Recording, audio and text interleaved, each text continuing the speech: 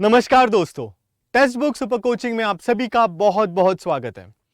आज के सेशन की शुरुआत करूं उससे पहले मैं आप सभी को नवरात्रि की हार्दिक हार्दिक शुभकामना देता हूं, बहुत बहुत बधाई देता हूं। आज इस नवरात्रि के पावन अवसर पर हम इस सेशन में एक बहुत ही इंपॉर्टेंट टॉपिक डिस्कस करेंगे, जो है कि इंडियन पॉलिटी एंड कॉन्स्टिट्यूशन की इंटीग्रेटेड तैयारी कैसे करें, कैसे प्रीलिम्स और मेंस को मिलाकर तैयारी की जाए, जिससे हम इस पर्टिकुलर एग्जाम को बहुत आसानी से क्लियर कर सकते हैं। तो आज के सेशन में पहले तो हम प्रीवियस ईयर क्वेश्चन से एक आइडिया लेंगे कि कौन कौन से इंपॉर्टेंट टॉपिक्स है जिसके ऊपर हमें फोकस करना चाहिए। उसके बाद हम रिसोर्सेज देखेंगे कि कौन कौन से इंपॉर्टेंट रिसोर्सेज हैं जिन्हें हमें नहीं मिस करना चाहिए। मेंस की तैयारी कैसे करें, मेंस के लिए मटेरियल कहाँ से ले, वो सारी चीज़ें हम इस पर्टिकुलर सेशन में डिस्कस करेंगे। तो बहुत ही ज़्यादा इंपॉर्टेंट सेशन होगा ये, तो मेरे साथ अंत तक बने रहिएगा, ठीक है। तो before we start with Indian polity and constitution, ये जान के लेते हैं कि यूपीएससी सिविल सर्विसेज एग्जामिनेशन के प्रीलिम्स का कट ऑफ क्या रहा है। तो अगर मैं 2016 से लेकर 2021 का डेटा एनालाइज करता हूं, तो मैं एक डाउनवर्ड ट्रेंड देखता हूं। मतलब 2016 में कट ऑफ 200 मार्क्स में से 116 मार्क था, 2017 में वो गिर के 105 हो गया, 2018 में 98, 98, 2019 में भी 98, उसके बाद 2020 में 92.51 और 2021 में वो और गिर के 87.54 हो गया। Now 87.54 is just 43.77% of 200। मतलब 200 मार्क में से आपको सिर्फ 43% मार्क स्कोर करने हैं and you would have clear the cut off. अब सिर्फ अगर इतने ही मार्क्स स्कोर करने हैं, तो why most of the candidates are not able to get to this particular line also. इतने 43% मार्क्स लाना भी क्यों डिफिकल्ट हुआ है? इसका एक मुख्य कारण है कि जो एग्जाम का डिफिकल्टी लेवल है वो थोड़ा सा इंक्रीज हो गया है। It has been increased, therefore reaching 43.77% has also become a great task, a difficult task. अब जहां पे हमें पता है कि कट ऑफ गिर के इतना हुआ है, तो आपको आपके एग्जाम में आते हैं 100 क्वेश्चंस, राइट। हर क्वेश्चन कैरी करता है 2 मार्क। आपके एग्जाम में आपको आते हैं प्रीलिम्स के 100 क्वेश्चंस। इन 100 क्वेश्चंस में से रफली 15 to 20 क्वेश्चंस आपको आएंगे इंडियन पॉलिटी एंड कॉन्स्टिट्यूशन के पार्ट में से। विच मीन्स अगर आपने इंडियन पॉलिटी एंड कॉन्स्टिट्यूशन को अच्छे से पढ़ा है, तो आपके 30 से 40 मार्क ऑन एन एवरेज में बात कर रहा हूं, आपके 30 से 40 मार्क आप सुनिश्चित कर सकते हैं सिर्फ एक सब्जेक्ट पढ़कर। That is the importance of Indian polity from the prelims perspective, क्योंकि कम से कम 15 से 20 क्वेश्चन हर साल आपको देखने को मिलेंगे। हाँ, अब जहां मैं बोल रहा हूं हर साल देखने को मिलेंगे, ट्रेंड वेरी होता है। कभी कभी सिर्फ 10 सवाल पूछे जाते हैं, कभी कभी 18 पूछे गए हैं, राइट। सो ट्रेंड वेरीज। मैं एक अप्रोक्सीमेट मिडिल फिगर ले रहा हूं कि कम से कम 15 भी अगर आप क्वेश्चन आपके एग्जाम में आपको इंडियन पॉलिटी से आते हैं, तो you can secure minimum 30 marks. मतलब अगर 87.54 कट ऑफ है, उसमें से 30 मार्क्स आपको सिर्फ एक सब्जेक्ट दे के जाएगा। That is the importance of Indian polity and constitution. Now, in order to help you study effectively and holistically for this particular subject, Textbook has launched for you a new initiative जिसका नाम है super coaching. अब usually ये super coaching concept क्या है, ये मैं आपको पहले बताता हूं। जब भी आप ये सोच लेते हो कि आपको यूपीएससी सिविल सर्विसेज की तैयारी करनी है, तो आपके मन में बहुत सारे सवाल आते हैं, जैसे कि तैयारी कैसे करूं, कहां से शुरुआत करूं, कौन से बुक्स को रेफर करूं, आंसर राइटिंग की शुरुआत कब करूं, अगर मुझे डाउट हुआ तो वो कौन सॉल्व करेगा, ऐसे राइटिंग की शुरुआत कब से करूं। ऐसे बहुत सारे सवाल एक एस्पायरेंट के मन में आते हैं। इन सवालों के समाधान के लिए आप क्या करते हो, आप एक कोचिंग इंस्टीट्यूट ज्वाइन कर लेते हो, जहां पे आप लाखों रुपए की फीस भरते हो, और उस फीस के बदले आपको क्या मिलता है, आपको कोचिंग मिलती है, आपको स्टडी मटेरियल मिलता है, आपको टेस्ट पेपर्स मिलते हैं, मॉक टेस्ट मिलते हैं, राइट। पर सपोज कि आप उस पर्टिकुलर कोचिंग इंस्टीट्यूट गए, आपको एक सब्जेक्ट के लिए एक टीचर मिला और आपको उस टीचर का पढ़ाया हुआ कुछ समझ में ना आता हो, या फिर आपको ऐसा लगा कि आपने जिस पर्टिकुलर कोचिंग इंस्टीट्यूट को ज्वाइन किया है वहां के स्टडी नोट्स अच्छे नहीं है या वहां के मॉक टेस्ट अच्छे नहीं है, तो इस सिनेरियो में आप क्या करते हो, आप थोड़े से एक्स्ट्रा पैसे बाहर के इंस्टीट्यूट में भरते हो और वहाँ की टेस्ट सीरीज लेते हो, या फिर थोड़े पैसे भरकर वहाँ का स्टडी मटेरियल ले लेते हो, right? This is what you do now. Text book आपके इसी प्रॉब्लम को सॉल्व करने की कोशिश करता है, और सुपर कोचिंग के माध्यम से हम इंडिया के बेस्ट इंस्टीट्यूट्स के टीचर्स, उनके स्टडी मटेरियल और उन इंस्टीट्यूट्स के मॉक टेस्ट आपको हम एक जगह पे प्रोवाइड करके देते हैं। विच मीन्स कि अगर आपको एक टीचर का पढ़ाया हुआ पसंद समझ में नहीं आ रहा है, स्टडी नोट समझ में नहीं आ रहे हैं, आपको अलग अलग मॉक टेस्ट देने, तो आपको हर बार अलग अलग फीस भरने की ज़रूरत नहीं है। सिर्फ एक सब्सक्रिप्शन लेना है, और उस एक सब्सक्रिप्शन में हम आपके लिए 30+ वीडियो कोर्सेज लेके आए हैं, 550+ mock test, 500+ study notes and 1000+ daily life classes आपके लिए लेकर आए हैं। आपको इंडिया के बेस्ट टीचर्स के साथ पढ़ने का एक मौका मिलता है, which means you have access to the teachers, their study notes and their mock test from Shriram IAS, from Lukmaan IAS, from Azad IAS academy. तो इतने टॉप इंस्टीट्यूट्स के स्टडी मटेरियल, उनके टीचर्स, उनके मॉक टेस्ट आपके पास एक जगह पे अवेलेबल हो जाएंगे। इसके अलावा आपको टेक्स्ट बुक के फैकल्टीज़ के साथ लाइव क्लासेस में पढ़ने का भी एक मौका मिलता है, और ये सारी चीज़ें हम आपको मात्र 3000 रुपये महीने में प्रोवाइड कर रहे हैं, which means 36,000 rupees a year. But जैसे मैंने कहा कि नवरात्रि का पावन अवसर चल रहा है, तो इस नवरात्रि के पावन अवसर पर हम आपके लिए एक महानवरात्रि सेल लेकर आए हैं। अब ये सेल है क्या? जैसे मैंने कहा कि हम आपको ऑलरेडी 35,999 रुपए में सारी चीज प्रोवाइड करके दे रहे थे, ओके। अब इस 35,999 के ऊपर अगर आप मेरा कूपन कोड यूज करते थे तो आपको एक 20% डिस्काउंट मिलता था। अब इस नवरात्रि के अवसर पर हम इस 20% के ऊपर और 35% डिस्काउंट दे रहे हैं, which means the course which was available to you at rupees 35,999 is now available only at rupees 18,719। Okay, अब आप सोचो इतने सस्ते में आपको पूरे भारत में यूपीएससी सीएससी की कोचिंग कहाँ मिल सकती है, राइट? नोवेयर। अगर आप किसी भी कोचिंग इंस्टीट्यूट में जाओगे इससे कम से कम 10 गुना ज्यादा पैसे आपसे लिए जाएंगे और आपको चॉइस भी नहीं दी जाएगी, ओके। इसके अलावा इस पर्टिकुलर मेगा ऑफर में हम आपको हर घंटे एक स्मार्टफोन जीतने का मौका दे रहे। एक लकी यूजर को हर घंटे एक स्मार्टफोन मिलेगा, और इस सेल के दरमियान 1 person will get a Maruti Suzuki Espresso car। ये सेल 3 दिनों के लिए वैलिड है, 28, 29 और 30 सितंबर 2022 तक। आपको क्या करना है? आपको मेरा कूपन कोड यूज करना है, विच इज आकाश, AAKASH। ये मेरा कूपन कोड है। जैसे ही आप इस पर्टिकुलर कूपन कोड को यूज करोगे आपको एक मैसिव डिस्काउंट मिलेगा, right? So waste no time, avail your discount and start your preparation today, okay. चलिए अब इस पर्टिकुलर सेशन को आगे बढ़ाते हैं। पिछले स्लाइड में हमने ये देखा कि यूपीएससी सीएससी प्रीलिम्स का कट ऑफ गिरते जा रहा है, राइट? वो ऑलमोस्ट 87.5 मार्क्स हो गया था 2021 में। ऐसा अनुमान लगाया जा रहा है कि 2022 का प्रीलिम्स में तो और नीचे आएगा, ओके। ये अनुमान है, अब तक कुछ फिगर्स आए नहीं है, राइट? तो अब जब ये कट ऑफ इतना नीचे गिरते जा रहा है तब मैंने क्या कहा था कि रफली 15 सवाल आपको हर साल प्रीलिम्स के क्वेश्चन, प्रीलिम्स के पेपर में दिखाई देंगे। वही डेटा मैं आपके लिए लेके आया हूं। ये डेटा है 2013 से लेके 2022 के प्रीलिम्स का, ओके।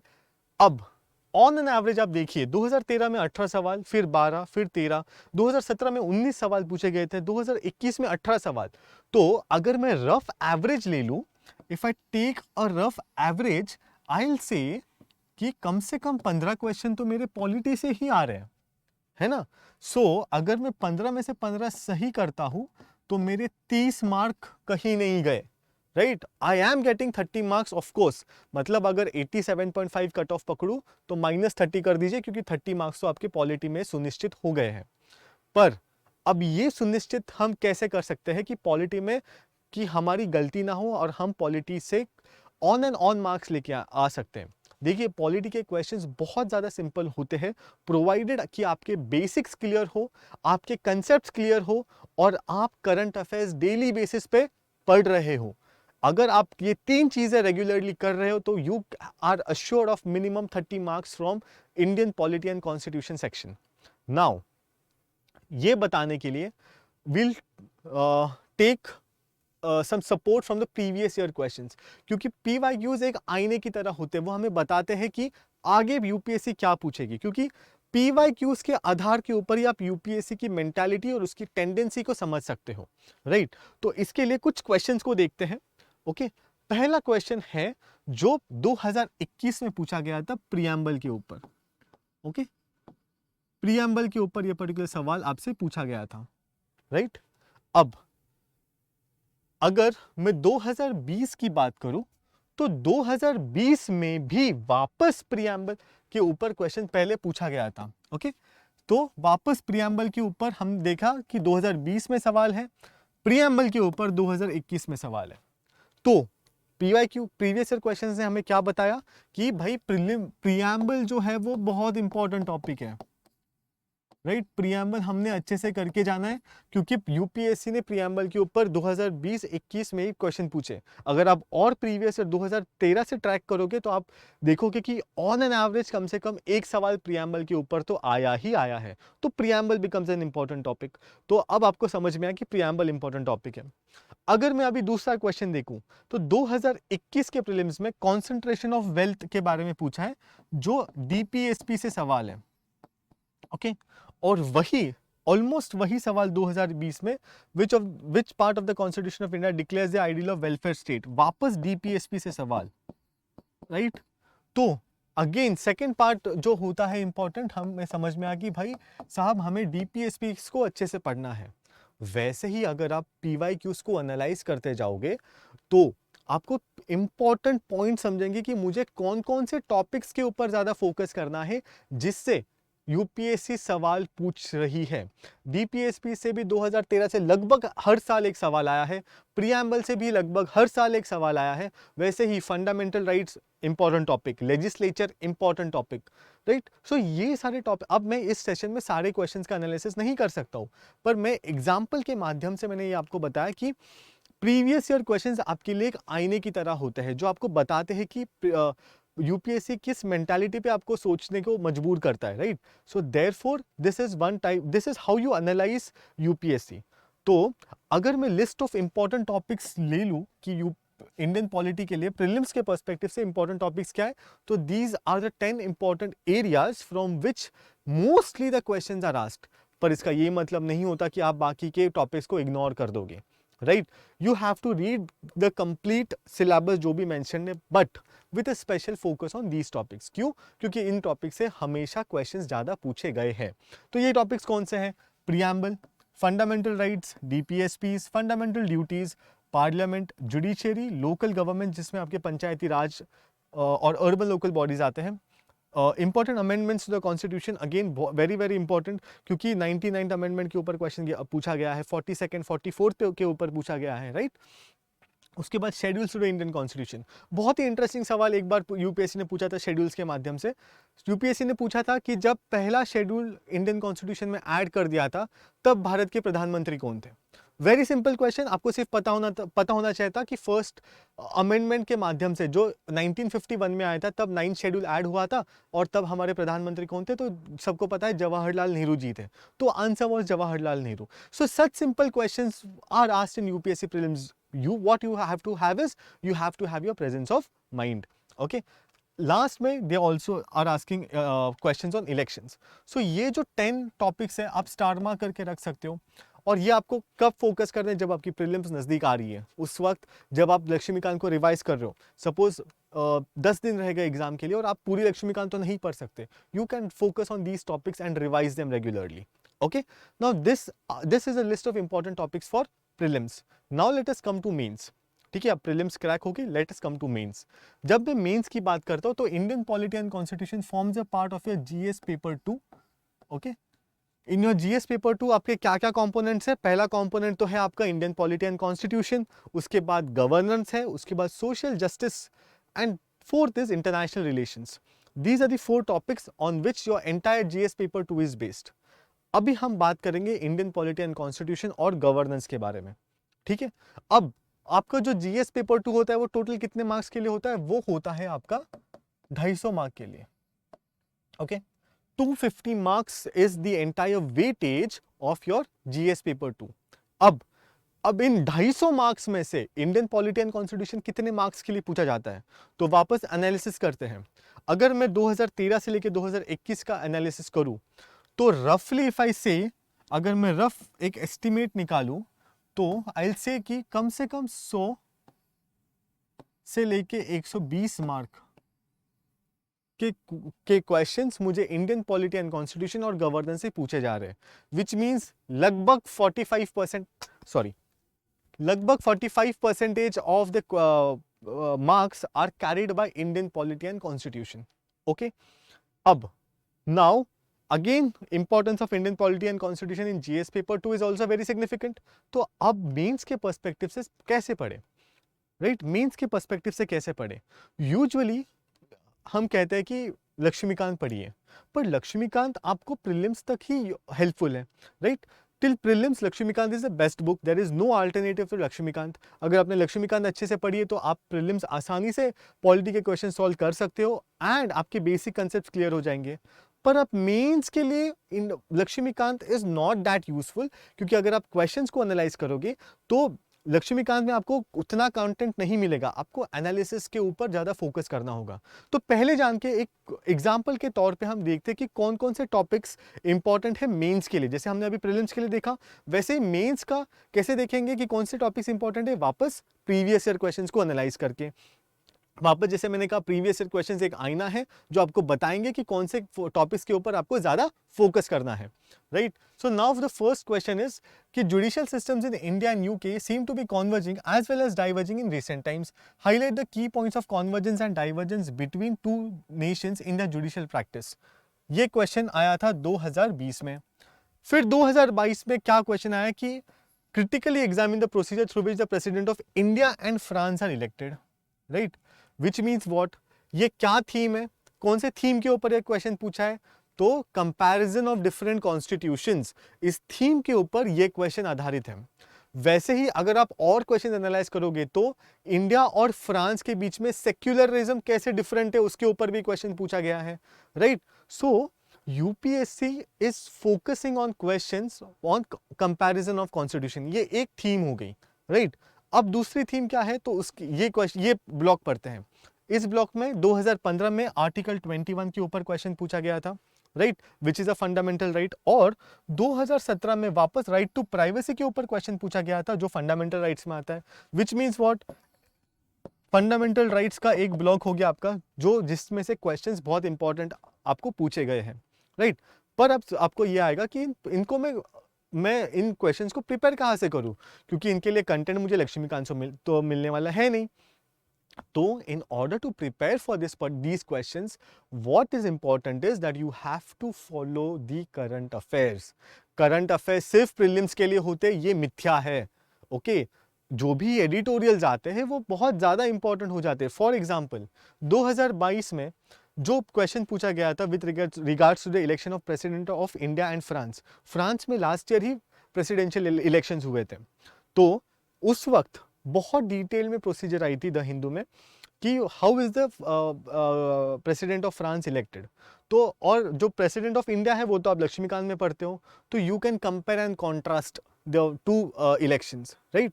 तो therefore for mains your main go to source is current affairs and newspapers. Apart from that, there is no book which is going to tell you on this. Okay, mains के लिए कोई किताब नहीं लिखी गई है कि ये किताब पढ़ी और आप पॉलिटी के लिए मेंस के लिए रेडी हो गए। आपको करंट अफेयर्स का एनालिसिस करना अनिवार्य है, मैंडेटरी है। ओके, सो नाउ सारे क्वेश्चन तो एनालाइज नहीं कर सकते, तो जान के लेते कि क्या इंपॉर्टेंट टॉपिक्स है मेंस के लिए। Okay, important topics from Indian polity from the mains perspective. So basically, important topics are जो आपके बेसिक्स है कॉन्स्टिट्यूशन के, जैसे historical underpinnings and recent amendments. Amendments are very very important, okay. Whatever amendments जो recent times में हुए हैं बहुत ज़्यादा इंपॉर्टेंट हो जाते हैं from your mains perspective also. इसके अलावा basic structure of the constitution एक ऐसी थीम है जिसके ऊपर रिकरेंट क्वेश्चंस पूछे गए हैं, और ये जो थीम है ये थोड़ा सा कांस्टेंट मतलब जो स्टैटिक पार्ट है आपके पॉलिटी का वहाँ से है।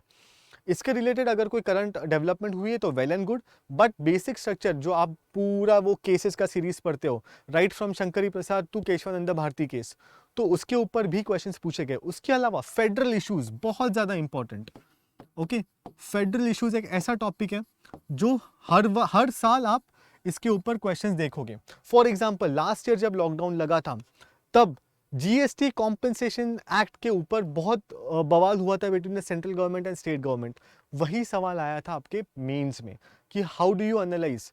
जब फार्म एक्ट्स पास हुए थे उसके ऊपर सवाल आया था क्योंकि फार्म एक्ट्स बहुत कंट्रोवर्शियल टॉपिक था, तो again it was related to your federal issues. तो इन सारी चीज़ों की इंफॉर्मेशन आपको लक्ष्मीकांत से नहीं मिल सकती। इनके लिए आपको न्यूज़पेपर्स को एनालाइज करना, एडिटोरियल्स को अच्छे से पढ़ना, अगर एडिटोरियल में कुछ इंपॉर्टेंट पॉइंट्स है तो वो अपने नोट्स में लिखना बहुत ज़्यादा इंपॉर्टेंट है। इसके अलावा separation of powers is another important topic, right. Functioning of the Indian parliament बहुत ज़्यादा इंपॉर्टेंट टॉपिक है। आप देख सकते हो कि पीवाईक्यूज में इस टॉपिक के ऊपर बहुत ज़्यादा क्वेश्चंस पूछे गए हैं। रिसेंटली आई थिंक 2 साल पहले एक क्वेश्चन पूछा गया था कि इंडियन पार्लियामेंट की why is not the Indian parliament functioning in the most efficient manner, right. तो ये एक क्वेश्चन था। फिर local governance, Panchayati Raj system, इसके ऊपर फंड्स, फंक्शंस एंड फंक्शनरीज,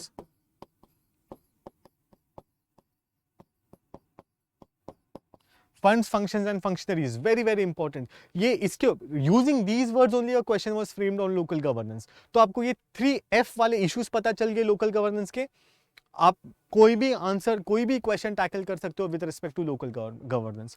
उसके बाद judiciary and associated issues. Judiciary and associated issues मतलब फॉर इंस्टेंस आप ले लो अपॉइंटमेंट ऑफ जजेस। इंडिया ऐसी इकलौती कंट्री है जहां पर जजेस खुद को अपॉइंट कर रहे हैं, राइट। तो ये इसको आपको क्रिटिकली एनालाइज करना है। नेशनल जुडिशियल अपॉइंटमेंट्स कमीशन को क्यों स्क्रैप कर दिया था, इसको आपको क्रिटिकली एनालाइज करना है। कब करोगे, जब आप टॉपिक्स को समझ के लोगे। कब समझ के लोगे, जब आपके बेसिक्स क्लियर होंगे लक्ष्मीकांत से और आप उसको करंट अफेयर्स के साथ अपेंड करोगे, राइट। इसके अलावा कंपैरिजन ऑफ इंडियन कॉन्स्टिट्यूशन, अभी क्वेश्चन के माध्यम से देखा कि कैसे क्वेश्चंस पूछे गए हैं। And constitutional and non constitutional bodies जो न्यूज में रही हो उसके ऊपर आपको ज्यादा फोकस करना है। जैसे 2019 में राइट टू इंफॉर्मेशन एक्ट को अमेंड कर दिया गया, क्वेश्चन पूछा गया मीन्स में कि क्रिटिकली एनालाइज करो कि right to amendment, right to information act को अमेंड करने के बाद क्या इंपैक्ट होगा, राइट। तो वो क्वेश्चन आप कर सकते हो। कब करोगे, जब आप न्यूज़पेपर अच्छे से पढ़ोगे। एंड लास्ट में election and representation of peoples act, तो this is very important. Criminalization of politics वाला इशू इसमें आता है, राइट। तो these are the 10 most important core topics जहां से आपको मेंस के लिए क्वेश्चंस पूछे जाते हैं, राइट। तो make a star mark of these. और जब जब आप न्यूज़पेपर पढ़ोगे, अगर इन टॉपिक्स में से आपको कुछ करंट अफेयर्स में दिखता है तो वो एग्जांपल्स नोट डाउन करो, राइट। एडिटोरियल्स पढ़ो उसके ऊपर, है ना। Okay, so these are important topics from the mains perspective. अब मेंस, अब प्रीलिम्स या फिर मेंस के लिए पॉलिटी की को कहाँ से पढ़े, तो पहले सबसे go to book is M Lakshmikanth. There is no alternative. कोई बोलेगा डीडी बासु पढ़ो, देखो मेरा ये मानना है कि आपके जितने भी रिसोर्सेज होंगे कंटेन मतलब शॉर्ट रखो। अगर एक किताब को पढ़ रहे हो तो उसको डेडिकेटेडली फॉलो करो, ठीक है। तो प्रीलिम्स पर्सपेक्टिव से Indian polity by M. Lakshmikant, very very important. But for those people who do not have a background of political science और जिनको बेसिक्स भी क्लियर नहीं है, आई वुड रिकमेंड कि आप जो 11th स्टैंडर्ड की एनसीईआरटी है, इंडियन कॉन्स्टिट्यूशन एट वर्क, ये वाली एनसीईआरटी, आप इस एनसीईआरटी को पहले ठीक से पढ़ो, इसको समझो। एक बार आपकी ये एनसीईआरटी पढ़ के हो गई, समझ के हो गई, after that move on to this particular book. क्योंकि जब तक आपको बेसिक्स क्लियर नहीं होंगे आपको ये किताब थोड़ी सी समझ में नहीं आ सकती है, ठीक है। So first thing what we are going to do is we are going to read the NCERT of 11th standard which is Indian constitution at work. इसके बाद ये हो गए आपके स्टैटिक सोर्सेस जो आपको प्रीलिम्स के लिए तैयार करेंगे और मेंस के लिए आपका एक फाउंडेशन ले डाउन करेंगे, ठीक है। पर मेंस के लिए जब आंसर्स लिखने की बारी आएगी, मैंने जैसे कहा कि current affairs very very important, तो the Hindu and Indian express very very important. अगर इंडियन एक्सप्रेस का जो एक्सप्लेन्ड वाला सेक्शन है ये मैंडेटरी है आपके लिए पढ़ना, नॉट ओनली फॉर पॉलिटी बल्कि for other subjects also, very very important. मैं आपको एग्जाम्पल देता हूँ। जैसे अभी कल ही सुप्रीम कोर्ट ने जजमेंट दिया है कि कोई भी महिला हो, भले ही वो विवाहित हो या अविवाहित हो, उन्हें अबॉर्शन करने का अधिकार है, प्रोवाइडेड कि वो अबॉर्शन 24 हफ्तों के अंदर हो रहा है। नाउ सुप्रीम कोर्ट ने ये जजमेंट देते वक्त राइट टू चॉइस इसका एग्जाम्पल दिया। नाउ राइट टू चॉइस कौन से फंडामेंटल राइट के नीचे आता है, वो प्रीलिम्स पर्सपेक्टिव से इंपॉर्टेंट है, क्योंकि एक बार प्रीलिम्स में सवाल पूछा है कि right to marry of a person of one's own choice is a fundamental right under which article. तो इसी सिमिलर लाइंस पे क्वेश्चन आ सकता है कि right to choice is a fundamental right under which article. तो ये चीजें समझना कब समझोगे आप, जब आप करंट अफेयर्स को बहुत अच्छे से एनालाइज करोगे, बहुत अच्छे से समझोगे। Okay, so the Hindu and Indian express mandatory sources. उसके अलावा ये जो वेबसाइट है prsindia.com, जब भी कोई लॉ, जब भी कोई नया लेजिस्लेशन आता है या फिर जब भी कोई नया जजमेंट आता है सुप्रीम कोर्ट का, ये आपको डिटेल जजमेंट और उसकी अंडरस्टैंडिंग यहाँ से मिलेगी।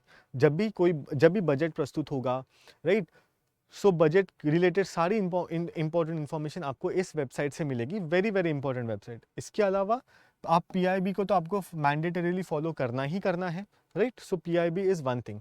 सो ये जो दो सोर्सेस है ये आपके डायनामिक सोर्सेस हो जाते हैं जो आपको मेंस के लिए तैयार करेंगे। ये जो दो सोर्सेस है ये आपके स्टैटिक सोर्सेस है जो आपके प्रीलिम्स का पूरा करेंगे और मेंस का फाउंडेशन ले डाउन करने में आपकी मदद करेंगे, ठीक है। नाउ लास्ट में what is the Mantra for studying Indian polity. अब तक तो हमने देखा कि इंडियन पॉलिटी का इंपॉर्टेंस क्या है, प्रीलिम्स के लिए कौन से इंपॉर्टेंट टॉपिक्स है, मेंस के लिए कौन से इंपॉर्टेंट टॉपिक्स है और आप कहाँ से इसको पढ़ सकते हो। What is the Mantra? First thing, keep your resources limited. जैसे मैंने कहा इंडियन लक्ष्मी का पॉलिटी पढ़ रहे हो फ्रॉम एम लक्ष्मीकांत ओनली, कोई 100 बार आके बोले कि डीडी बासु में ये चैप्टर अच्छा है, no. Indian Lakshmikanth is bible proven and tested, ठीक है।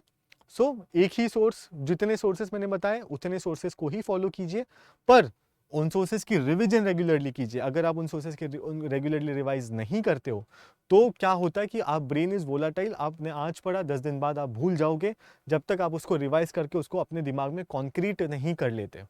इसके अलावा जुडिशियल जजमेंट्स, सुप्रीम कोर्ट जो भी जजमेंट्स देते हैं, very very ultra important from your prelims perspective. For example मैं बता दूं, 2 महीने पहले ही सुप्रीम कोर्ट ने एक जजमेंट दिया जहां पे उन्होंने कहा कि माइनॉरिटीज को आइडेंटिफाई करने का अधिकार जो है वो स्टेट गवर्नमेंट्स के पास है ना। तो now this particular finding of the Supreme Court can be straight away asked as a question with regards to, क्योंकि माइनॉरिटीज जो है वो आर्टिकल 29 और आर्टिकल 30 डील करते हैं। सो लाइकवाइज आपको इंपॉर्टेंट जुडिशियल जजमेंट्स के बारे में एक ट्रैक रखना होगा। उसके बाद आपको जो स्टैटिक कंटेंट है जैसे लक्ष्मीकांत में दिया हुआ है उसको डायनामिक कंटेंट के साथ जो न्यूज़पेपर में आता है आपको इन दोनों कंटेंट्स को कनेक्ट करना होगा, ठीक है, तभी आप मेंस में अच्छा आंसर लिख पाओगे। एंड लास्ट, एक बार आपकी लक्ष्मीकांत का बेसिक एक सिंगल रीडिंग हो गया है, start practicing answer writing, because just like apple a day keeps a doctor away, वैसे ही writing one answer a day keeps the fear of mains away. Okay, so therefore keep practicing keep practicing answers on a regular basis. So that was my strategy for Indian polity and constitution. How do you do it in an integrated manner? So at one hand start with Lakshmikant, on the other hand read newspapers regularly. Okay, thank you, that was all from my end. And if you want to have this particular integrated approach, integrated preparation, we are there for you at Testbook with Super Coaching, available for you 24/7 so that you clear your exams with flying colors. Thank you so much. Take care. Bye bye.